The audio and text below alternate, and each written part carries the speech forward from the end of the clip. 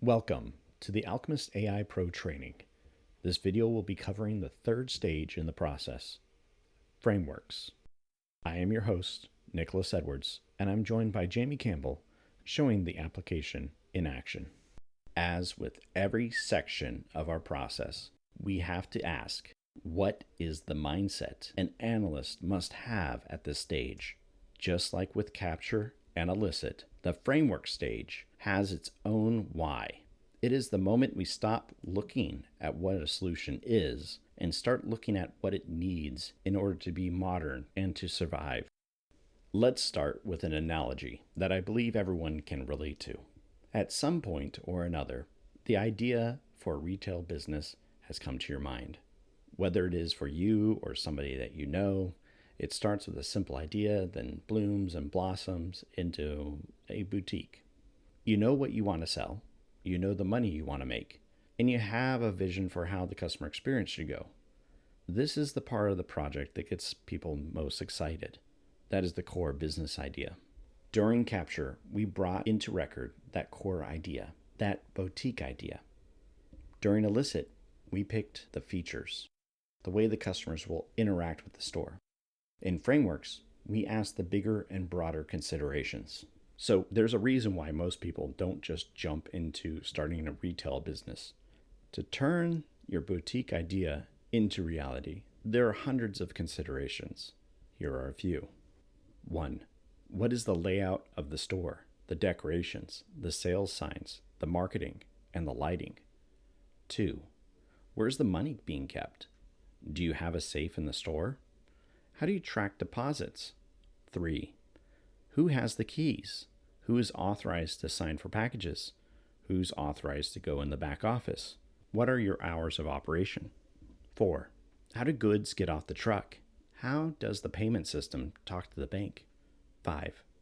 What about security, cameras, your daily totals, regional reports, insights into the health of the store? 6. You need to now hire contractors, get your permits, and plan for renovations, even maintenance. 7.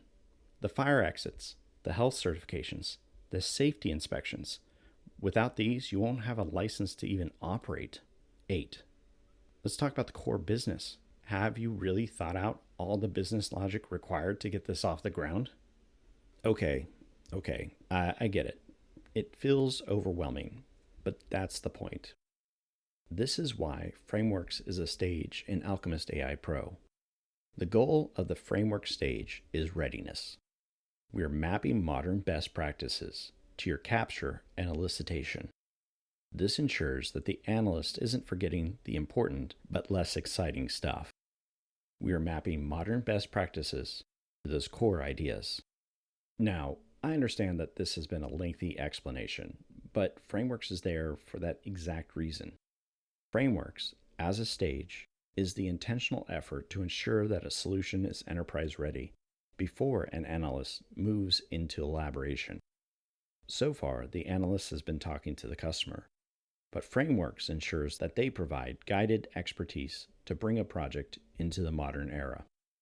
Without considering all these important things, your solution will be just like a store that doesn't have a strong supply chain, little to no security, no legitimate way to get paid, and ultimately no future. So with that explanation out of the way, I'm going to hand it off to Jamie Campbell, who will walk you through the specifics of how we execute on frameworks. I think I'm done. So the next part is, and again, this is an overview. We're going to probably have more videos in detail answering lots of concerns and how-tos. But in this particular video, I want to show you the frameworks. So we've now captured the basic features. And so if you think about the analog of what happened with the humans went to some CIO's office, got an understanding of what they wanted, got a few documents emailed to them, wrote up those documents, and the analog of that is exactly what's happening here. We come back with a bunch of features. Hey, Mr. CIO, we appreciate your time. We've gone through the stakes of figuring out what features you want, And we're now going to turn it over to one of our design architects who needs to evaluate just what would we would need for your application to function in your organization. That comes to the frameworks.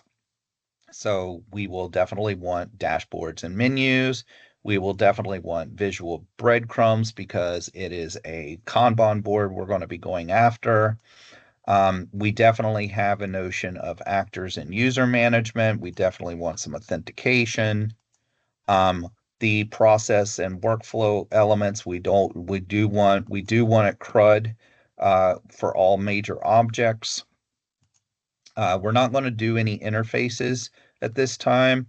I do want to leverage a data layer so that I can swap things in and out as the company goes from 5 million in business to 5 billion in business. the the observability and reporting, I think I do want to just have some business reports and some monitoring reports. DevOps, I'm not going to worry about. And then if it is for a government customer, we have a whole set of things here that you can also select. Feel free to evaluate these and see, clicking each one to see what gets added.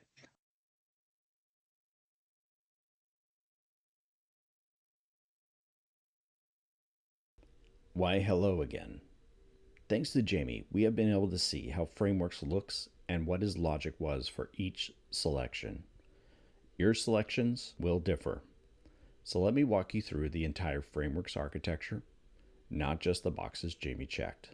All 8 tiers. Presentation and user experience. This is the surface of the application, the first tier, and arguably the most visible one. I'll be referencing back to our analogy of the storefront. When you check the boxes in this tier, you might see roles like strategic triage specialist, a field analyst, or a strategic analyst show up in Elaboration. It breaks down into 3 areas. First, core interfaces, the dashboards, menus, screens, fields, and common views of objects. Everything the user types into, clicks on, or reads off the screen. This is the storefront layout, where the merchandise gets displayed. Second, navigational aids, visual breadcrumbs, and completion trackers. Breadcrumbs tell the user where they are. Completion trackers tell the user how far they've gotten through a multi-step task. Together, they keep the customer from getting lost in your store. Third, themes and accessibility. The overall look and feel of the application, and the requirements that make it usable for people with disabilities. The lighting, signage, and the ramp at the front door. Since Jamie picked breadcrumbs specifically, let me take a moment on that one. A breadcrumb is the navigation trail at the top of the screen. It tells the user where they are inside the application. Home, and then projects. And then the project they're looking at, followed by the card inside that project. Without breadcrumbs, the user has to remember the path. With them, the path is visible. Jamie picked this one because the application is a Kanban board, and a Kanban board has layers. Boards inside of projects, columns inside of boards, cards inside of columns. The user needs to know which layer they are working with at all times. Completion trackers right along with breadcrumbs in this sub-tier. Where breadcrumbs say where you are, completion trackers say how far you've gotten. Identity access management. And in this tier, you will see a system administrator role show up. This tier secures the application. It decides who is allowed in and what they are allowed to do once they are inside. It has 3 sub-areas. User management handles the accounts themselves, whether an account is active or inactive, how new users get provisioned, and a reputational signal that tracks how each user has behaved historically in the system. Authentication handles the lock at the front door, password policies, the methods used to verify identity, the rules for what a strong password looks like. Authorization handles permissions, the granular control over who can do what. This is the component that produces roles like security officer. If you turn on authorization, someone has to own the authorization model. That role appears in Elaboration, which leads to a quick note worth pausing on. Core Engine and Business Logic. In this tier, you will see a strategic triage specialist and a system administrator show up. This is the brain of the application. It processes rules, manages workflows, and handles the manipulation of every object in the system. It has 4 sub-areas. Process and workflow. This is the engine for moving objects through defined steps. The platform's own teaching language calls each step a bus stop in the journey of a process. A deal moves from prospect to qualify to closed, stopping at each station along the way. Execution models. This covers the technical machinery underneath, background processing, the event-driven architecture, the ability to run things asynchronously when needed. Object manipulation. This is CRUD for every major object. Create, read, update, and delete. We covered CRUD in the capture stage of this training.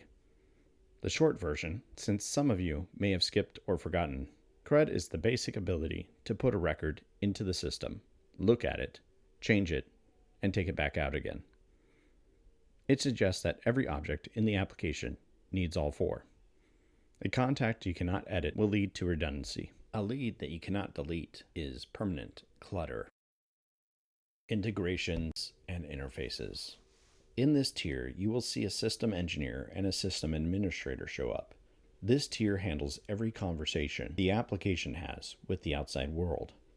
It has 3 sub-areas: APIs and webhooks. REST, SOAP, JSON, XML, the standards for talking to other systems. External integration, the contracts that govern how data leaves and enters, the authentication methods used for those external connections, and the formal patterns the application supports for talking to specific third-party systems, and data exchange.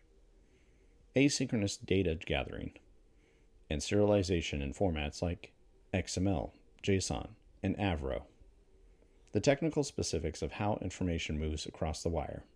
Most modern enterprise applications eventually need this tier. A CRM that cannot talk to a billing system or an email platform is an island. Whether to pick this tier early or wait depends on whether the application stands alone or lives inside an ecosystem. Data storage and persistence. In this tier, you will see a system administrator and a system architect show up. This is the foundation. Everything else sits on top of this. It has 3 sub-areas. Storage infrastructure. The durable data stores that protect the application's records from hardware failure, alongside blob storage for unstructured files like images, documents, and attachments. The back warehouse of the application. Data management. This includes the data layer, the object relational mapping that translates between application code and the database. Transaction management, so a complex change either completes fully or rolls back entirely. And multi-tenancy, so that multiple customers can share the same infrastructure without seeing each other's data. The inventory ledger of the application. And then there's data lifecycle, the archive and purge for retired records, plus backup and recovery for catastrophic failures.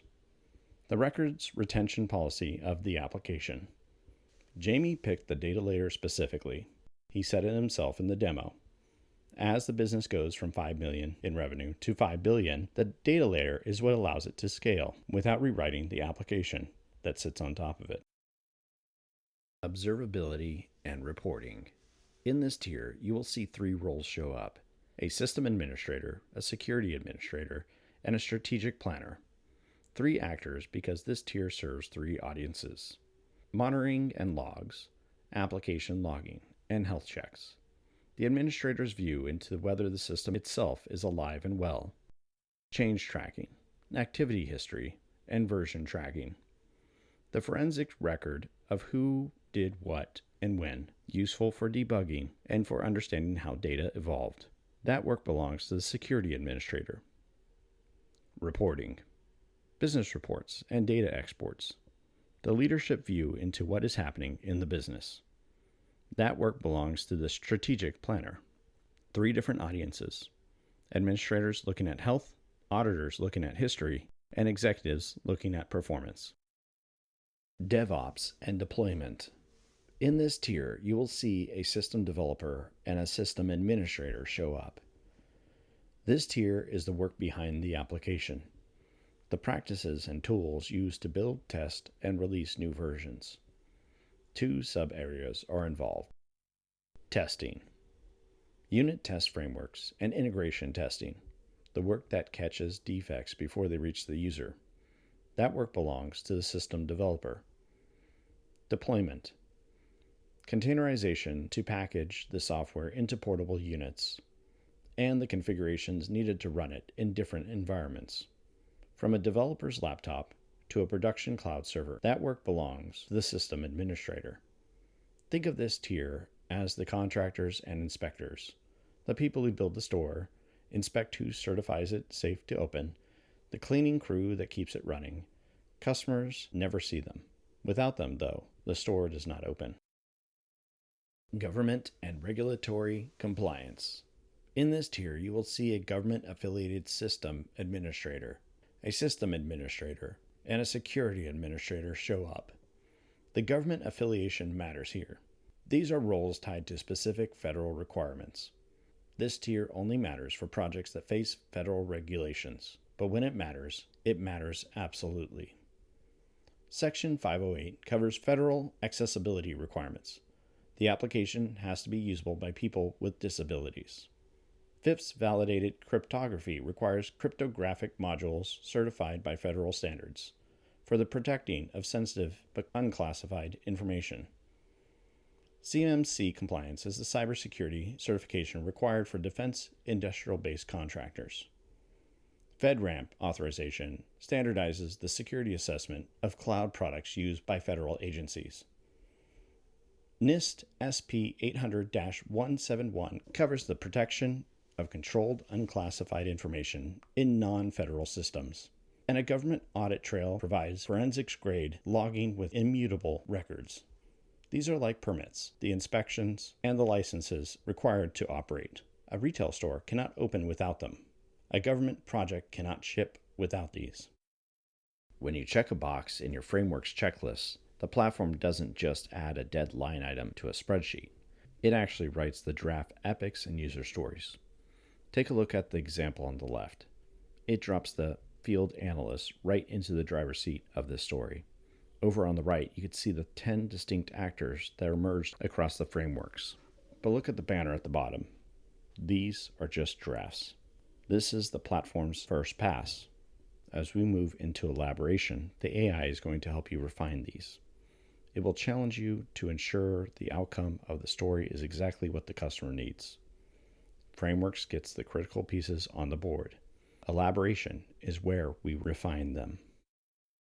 So, with all 8 tiers on the table and the actor mechanism understood, what did Jamie actually choose?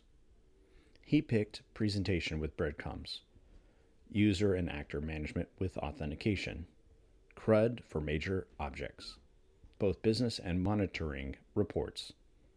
He skipped over and kept process and workflow, integration, DevOps, and the entire government tier. So, what Jamie did was a real architectural decision. Jamie is saying that this version of the application has a strong front end.